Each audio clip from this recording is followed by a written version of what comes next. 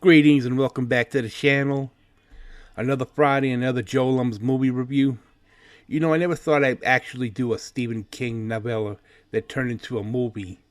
But in the past, I've done some Stephen King short stories that were featured in Creepshow and Creepshow 2. You can check those out in the archives in the description box. Anyway, for this week's episode, I cover a Stephen King novel. It would turn into a movie, which called Silver Bullet. When you're done, you can watch all my past episodes of movie review. The playlist is in the description box. And now, on with the video. Silver Bullet is a 1985 American horror film based on a 1983 Stephen King novella called Cycle of the Werewolf. It stars Gary Busey, Everett McGill, Corey Haim, and Megan Follows, with Terry O'Quinn, David Hart, and James Gammon in supporting roles. The film is directed by Dan Attias, written by King, based on the novel, and produced by Martha De Laurentiis. The production of this film was shot around Wilmington, North Carolina. Filming began in October of '84 and it took about 2.5 months to complete, finishing shortly before Christmas. In the novella, the werewolf was said to snarl in nearly human words, and the werewolf was supposed to speak in the original screenplay, although this was eliminated after a rewrite. Gary Busey felt a certain kinship with the Uncle Red character and was allowed to ad-lib all of his lines in certain takes of each scene in which he appeared. Although he read the lines as scripted in most of the takes, Stephen King and Daniel Attias liked the ad-lib scenes better and decided to include most of Busey's ad-lib scenes in the final cut of the film. King asked for the werewolf to be a plain and hard to see, in contrast to be hulking monsters seen in other werewolf films and books in the early to mid-'80s, with the end result being a creature which looked like more of a black bear than anything else, and didn't really have anything identifying characteristics. After seeing Carlo Rambaldi's design, per King's request, producer Dino De Laurentiis was very unhappy and demanded a change, which both King and Rambaldi refused. When pressured to either cancel the film or accept the design, De Laurentiis relented and allowed the film to continue with Rambaldi's werewolf suit. A modern dance actor was hired to perform the stunts inside the suit, but De Laurentiis was also unhappy with his performance and demanded a change. As a result, Everett McGill, who played Reverend Lester Lowe in human form, wound up acting out most of the scenes in the werewolf suit and was credited with a dual role. Here is the plot of the movie. The rocky relationship between Jane Kozlaw and her paraplegic younger brother Marty changes after a series of murders in their small rural town of Takers Mills, Maine, starting in the spring of 1976. A railroad worker by the name of Arnie Westrom is decapitated by an unseen attacker. A pregnant Stella Randolph prepares to kill herself, but is brutally murdered in her own bedroom.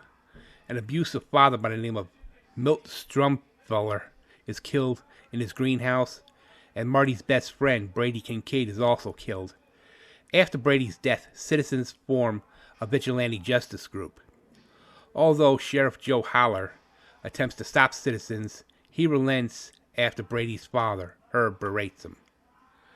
Reverend Lester Lowe fails to dissuade the townsfolk from causing further bloodshed. While the vigilantes hunt for the killer in the nearby woods, 3 are attacked and killed. Their survivors, especially Andy Fairton, later denying seeing anything unusual. Afterwards, Reverend Lowe dreams that he is presiding over a mass funeral when his congregation, including the bodies of his caskets, begin to transform into werewolves before his eyes and attack him. He awakens from the nightmare screaming and asks God to let it end. Because of the mounting unsolved murders, Curfews are put in place, canceling the town's 4th of July celebration. The Kozlovs decide to have their own backyard party and invite their mother, Nan's alcoholic brother, Red. Red gives Marty a custom-built wheelchair motorcycle, which he nicknames the Silver Bullet, as well as a pile of fireworks so he can have his own celebration. Marty uses the Silver Bullet to go out in the middle of the night to a bridge where he lights the fireworks. The fireworks get the werewolf's attention and it confronts him, but he escapes after launching a rocket into the creature's eye. Marty enlists Jane's help to look for someone with a newly injured missing eye. She discovers that Reverend Lowe is missing his left eye, realizing that no adult would believe his story. Marty begins sending anonymous notes to Reverend Lowe telling him that he knows who he is, what he is, and that he should commit suicide in order to stop the killings. Lowe tries to run Marty off the road with his car when Marty is trapped under a closed-covered bridge. Lowe, whose condition has fractured his sanity, tries to rationalize the murders he has committed as doing God's work. Lowe apologizes and moves in for the kill until Marty calls for help from a passerby. The siblings manage to convince Red that Lowe is connected to the murders and attempted to kill Marty. Red persuades Sheriff Haler to investigate. That night, Haler, still skeptical but desperate to find the killer, goes to Lowe's house and finds Lowe has locked himself in his garage to restrain himself from further killings. Before Haler can arrest him, Lowe transforms and bludgeons Haler to death with a baseball bat. Knowing the werewolf is coming for them next, Marty and Jane convince Red to take Jane's silver cross and Marty's silver medallion to the gunsmith, who melts them down into a silver bullet.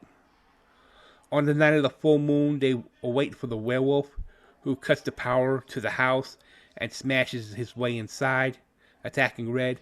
The bullet is nearly lost in a melee, but Marty is able to retrieve it and shoots the werewolf right in the right eye. The corpse turns back to Lowe before dying as the trio recover. Marty and Jane say they love each other and embrace, and Jane narrates that although she had always been able to say it, she was able to say it from then on. End of the movie.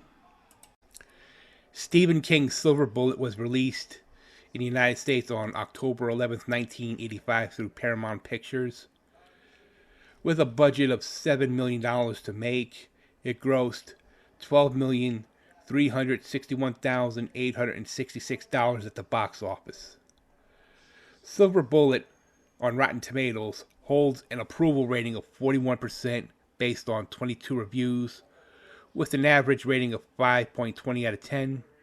Roger Ebert gave the film 3 stars out of 4. He admitted that he thought the film was a parody of the novel and of King's work in general, but said he enjoyed the film nonetheless.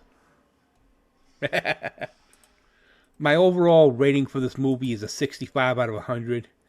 Even though it was distributed by Paramount Pictures, the production company, Famous Films, and De Laurentiis Company Entertainment Group did the whatchamacallit for the film, so I can understand De Laurentiis' disapproval of the werewolf costumes and all that other crap, and how Rambaldi's werewolf suit and a modern dance actor was hired to perform the stunts. I can understand his frustration about not liking it, but at the same time, it was good for what it was worth. This has been JoeLumb's movie review. Every Friday, another episode.